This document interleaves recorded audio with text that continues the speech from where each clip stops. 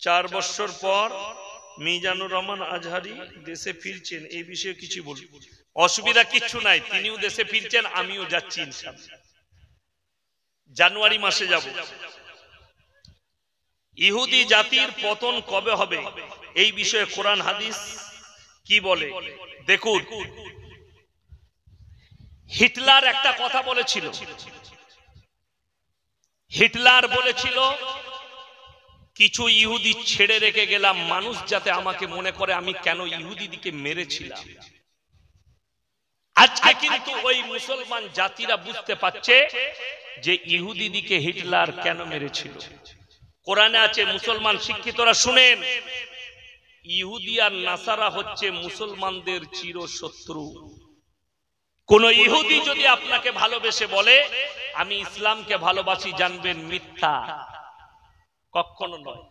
পৃথিবীতে সব থেকে বড় ইসলামের আর কোরআনের রাসূলের দুশমন হচ্ছে ইহুদি।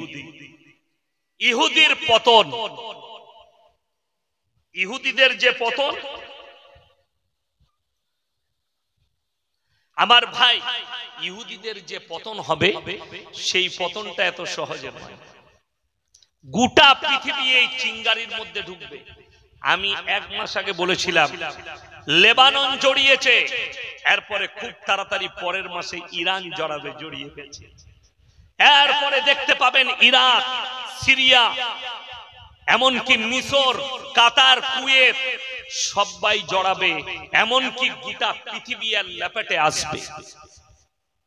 আর কিয়ামত করিবান, আমরা উলামারা অনুভব করতে পাচ্ছি যে আলামতগুলো একটা একটা করে আস্তে আস্তে প্রকাশ পেয়ে যাচ্ছে। ওই জন্য কিয়ামত খুব কাছে, সন্নিকটে। আপনি মনে করবেন না, আল্লাহর রাসূল সাল্লাল্লাহু আলাইহি সাল্লাম বলেছেন, হাদিসে আছে, অনুমান করেছেন যে অনেক মুসলমানের কতলে আম হবে দুনিয়া কিয়ামত আসার পূর্বে। যারা হাদিস বিচারক তারা বলছে কমপক্ষে পৃথিবীতে 20 কোটি মুসলমানের হত্যা হবে, 20 কোটি মুসলমানের হত্যা হবে, হত্যা লীলা চলবে। আর এই যুদ্ধ এত তাড়াতাড়ি থামবে না। ভ্লাদিমির পুতিন এসে দাঁড়িয়েছে, আমি দোয়া করব আল্লাহ রাশিয়াকে ইরানের পাশে দাঁড় করিয়ে দাও, জোরে বলুন আমিন। যেন আমেরিকার পতন হয়, যেন ইসরায়েলের পতন হয়। আমাদের উলামাদের মতে আল্লাহ রাসূল সাল্লাল্লাহু আলাইহি সাল্লাম বলেছেন কিয়ামতটা, শুনে রেখে দেন, আপনি মনে করেন না কিয়ামতটা দমকলের মাঠে হবে, বহরমপুরের মাঠে হবে। গোটা পৃথিবীর মানুষকে আল্লাহ জড়ো করবেন, ওই ফিলিস্তিনের ময়দানটাই হবে কিয়ামতের ময়দান। ওই আল আকসার ময়দানটাই হবে কিয়ামতের ময়দান। গোটা পৃথিবীর মানুষকে আল্লাহ জড়ো করবেন। আমার ভাই, ইমানি তাকত দিয়ে, শক্তি দিয়ে রেডি হন, নিজেদের ইমানকে মজবুত করুন, সকলে জোরে বলুন ইনশাআল্লাহ। ইহুদিদের পতন হবে, দাজ্জাল আসা বাকি আছে হাদিস মোতাবেক। দাজ্জালের আবির্ভাব ঘটবে, পৃথিবীতে বহু মানুষের প্রাণহানি হবে দাজ্জালের হাত দ্বারা। খোরাসান থেকে রাসূলের হাদিস, এমন একটা যোদ্ধা বের হবে যে যোদ্ধাদের সামনে তারা আধুনিক অস্ত্র নিয়ে যুদ্ধ শুরু করবে, পৃথিবীর আর কোন শক্তি দাঁড়াবে না। আর তাদের নেতৃত্ব দিবেন ইমাম মেহেদী। দাজ্জালের যে খতম হবে, দাজ্জালের যে রাজত্ব শেষ হবে, সেটা হবে হযরতে ঈসা মসিহর হাত দ্বারা।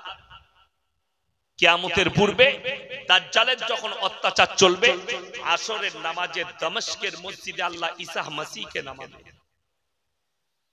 এই দলটাই হবে ঈসা মসিহর দল, যোদ্ধা। আর দাজ্জালের খতম হবে, কিয়ামতের আলামতগুলো বড় বড় গুলো প্রকাশ পাবে। নাম্বার 1 আলামত যেটা প্রকাশ পেয়েছে, সেদিনে শুনছিলাম পৃথিবীর শ্রেষ্ঠ মুফতি, মুফতি তাকি উসমানী, তিনি বলেছেন কিয়ামত से पहले दुनिया में हराम औलादों से भर जाएंगे। মানুষ পরকীয়াকে জায়েজ করে দিবে, লোকের বউকে নিয়ে পালিয়ে গিয়ে জায়েজ মনে করে ঘর করবে। এমনকি বউকে তালাক দেওয়ার পরেও মৌলবীদিকে না জানিয়ে সেই বউকে নিয়ে ঘর করবে, আর সে বাচ্চাগুলো পয়দা হবে, সেগুলোই হবে হারাম আওলাদ। আর সব থেকে বেশি আমি তালাকটা যেটা দেখতে পাচ্ছি আপনাদের মুর্শিদাবাদ জেলায়, বউয়ের সাথে ঝগড়া হলেই তালাক। এ বুকা, আমাদের মৌলবীদের বউদের সঙ্গে কথা কাটাকাটি হয় না, আমরা ফেরেশতা। কথাটা বুঝতে পেরেছেন না পারেন? এই মৌলবীদের কথা কাটাকাটি হয় না, কথা কাটাকাটি হয়। আমার বিটিকে যখন আমার বিবি চিল্লায়,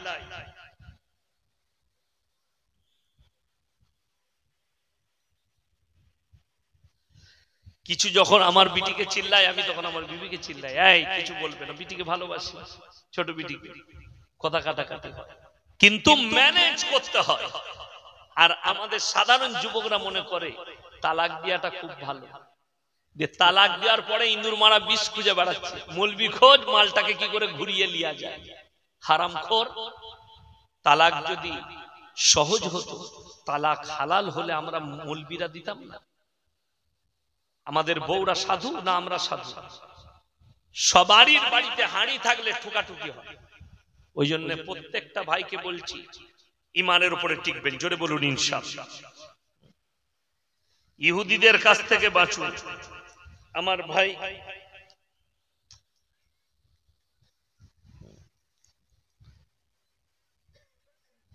পশ্চিমা বিশ্ব এবং আমাদের ভারতবর্ষ যে মুসলিম বিরোধী মনোভাব তৈরি হয়েছে, এই অবস্থায় মুসলিম সমাজের করণীয় কি?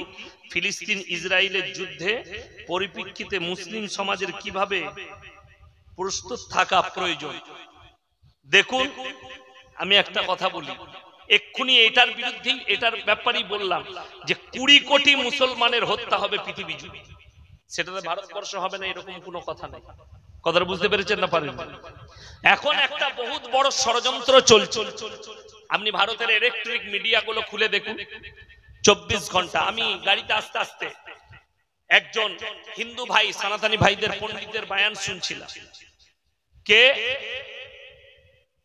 मुसलमान के मस्जिद में घुस घुस कर मारेंगे। तो भाई চাইলে মারতে পারে, কিন্তু একটা কথা, যখন আপনাকে 10টা পাথর মারবে, আপনাকে একটা ঘুরিয়ে মারতে হবে, হবে না? হবে না? বড় কষ্টের বিষয়। আমি একটাই কথা বলেছি, কুত্তে ग्रुप में शिकार करता, शेर अकेले शिकार करता।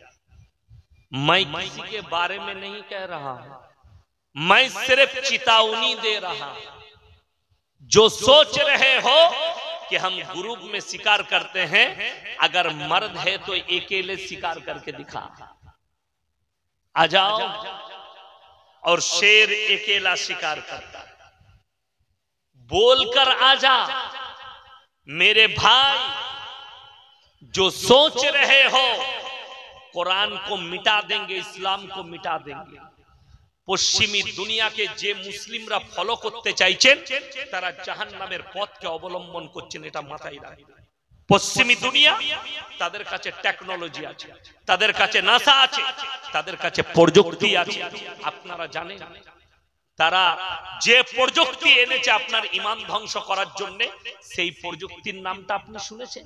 সেই প্রযুক্তি একবার ভেবেছেন সেই প্রযুক্তিটা কি? আমার যারা স্কুল কলেজের যুবক যুবতী আছে, তারা কান খুলে শুনে যান, বেঈমান কাফেররা আপনাকে দিয়ে জিনা করাচ্ছে, অথচ আমরা জানি না এগুলো জিনা। সামনে ডিসেম্বর যাবে, জানুয়ারি আসবে, 14ই ফেব্রুয়ারি ভ্যালেন্টাইন ডে। নাম দিয়েছে ভ্যালেন্টাইন ডে, কাজ হচ্ছে জিনা করা। নাম দিয়েছে রোজ ডে, কাজ হচ্ছে জিনা করা। নাম দিয়েছে চকলেট ডে, কাজ হচ্ছে জিনা করা। নাম দিয়েছে কিস ডে, কাজ হচ্ছে জিনা করা। এইগুলো এক একটা জিনা। আপনারা বলুন, আমাকে যদি এক্ষুনি ইমাম সাহেব জিজ্ঞেস করেন, কিংবা হাজী সাহেব বলেন আপনার পরিচয় কি, আমি আমার বাপের নাম লুবো না মায়ের বাবা?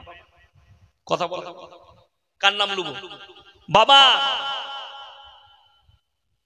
আমি যদি হাজী সাহেবকে জিজ্ঞেস করি আপনি কে, ইনি ইনার আব্বার নাম করবেন যে আমি মৃত অমুকের ছেলে। আব্বা যদি মারবে, বলবে না? বলবে না?